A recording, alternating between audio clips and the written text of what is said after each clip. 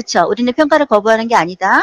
네. 우린 평가받겠다. 대신 공정한 평가를 받겠다. 시도랑 합의되어서 일단 평가 기준을 만들지만은 교육감님이 별도의 권한이 있으시니까 문재인 정부 이제 들어서 고교에 이제 서열을 매기는 거를 좀 그만하자. 교육의 평준화, 자사고를 폐지하겠다는 공약을 걸었어요. 이제 11개 시도 교육청들이 자사고 평가 기준을 한번 좀 높이자. 미달하는 학교들은 이제 자사고로서 폐지를 시키자.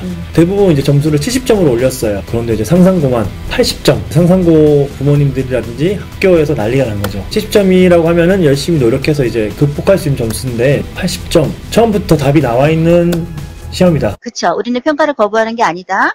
네. 우린 평가받겠다. 대신 공정한 평가를 받겠다. 타시도와 똑같은 기준을, 70점을 기준으로 네. 하자. 예, 공정한 평가 지표를 내밀어라. 전북교육청에서 우리나라 최고의 고등학교를 만들고자 네. 그런 의지를 불태운 게 아닌가라는 생각을 잠시 해보면서 상산고등학교의 이 평가 기준만 높은 거예요? 교육감님이 이제 인터뷰를 하신 걸 들어보면은 일반 고등학교들도 70점을 달성할 수 있다. 상상고가 진짜 자사고고 정말 명문이라면은 80점 정도는 거뜬히 해내야 되지 않겠냐. 근데 그게 힘든가요? 상상고가 이제 5년 전에 평가를 받았을 때 80점을 턱걸했습니다. 그런데 지금 이제 문제가 되는 거는 사회통합 전형이 지금보다 훨씬 높아진 거예요. 지금 한 3% 정도로 뽑고 있는데 네. 이거를 이제는 10% 수준으로 맞춰라. 비중을 늘린 거 있잖아요, 원래. 네, 사배자 비중이요? 네, 사배자 네네. 비중. 그건 그 중에 일부죠. 근데 그 배점이 크니까 저희가 자꾸 그걸 부각시키는 거죠. 그런 게 이제 갑작스럽게 늘어나거나 하면은 좀 이제 힘들 수 있죠. 또 형평성 문제를 들고 나올 수 있어요.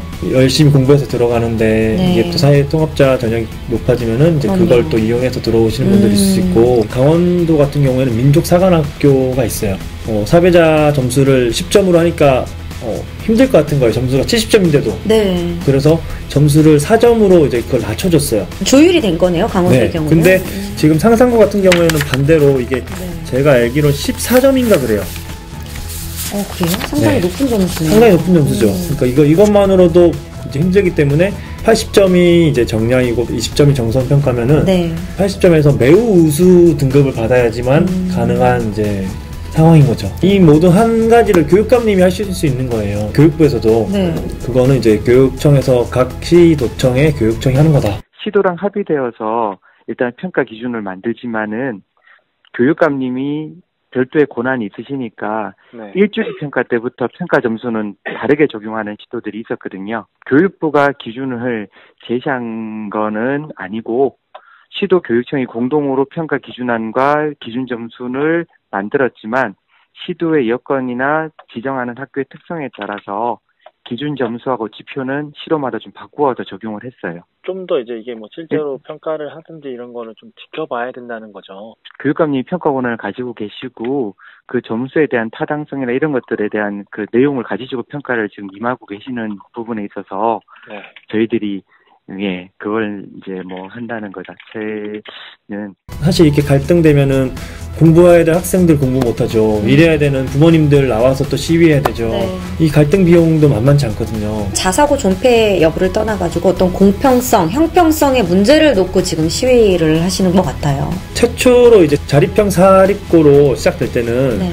2000년대 이제 2002년에 이제 지정을 받았는데 지원을 받아서 우리가 정부에서 이런 거 만들 테니까 좀 만들어 달라 해서 만들었는데 이게 채 20년이 안 됐어요. 지금까지 이제 투입한 돈이 뭐 몇백억이라고 하니까요. 뭐 500억이란 말도 있으시고 만들라고 해서 이제 그 총 동창회들이라든지 네. 선후배들이 이제 모아가지고 네네. 이제 돈을 내서 인프라를 만들고 우리도 교육 한번 제대로 시켜보자 했는데 이제 와서 뭐 교육감이 바뀌고 정권이 바뀌어서 이렇게 갑자기 그만해라.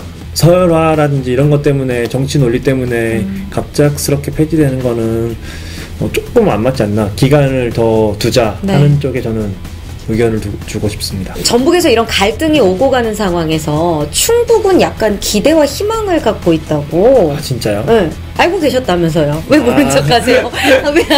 알고 계셨잖아요. 이거는 이제 학교 차원에서 자사고가 폐지되면은 우리를 받아주는 그 도로 이전을 하겠다. 네네. 학교를 뭐 옮기자 이거는 좀 그냥 의견으로만 봐야 될까요? 그런 의견도 학부모 중에는 많이 있는데, 그건 저희가 그 의견일 뿐이지 저희가 옮길 수 있는 권한은 없잖아요. 네. 그래서 우리 그 의견은 학교 측에 전달은 했어요. 계속 전라북도 이렇게 나오면 학부모들은 이것도 요구를 할 것이다, 이렇게.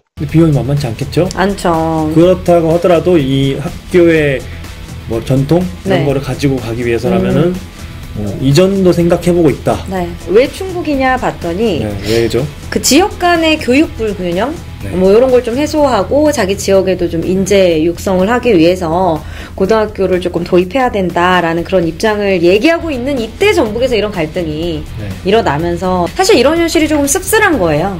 다른 타 지역의 갈등이 또 다른 지역에는 어떤 기대와 희망감을 준다는 게. 내일 뭐 전북 의원들 성명 발표 있다고 들었는데 자사고 그 폐지에 대해서 우려하고 반대하는 그런 내용이 됩니다. 뭐 많은 대부분의 의원들이 아마 동참할 겁니다. 거기. 몇 시에서 그럼 하세요? 그렇습니다. 1시 50분에 내일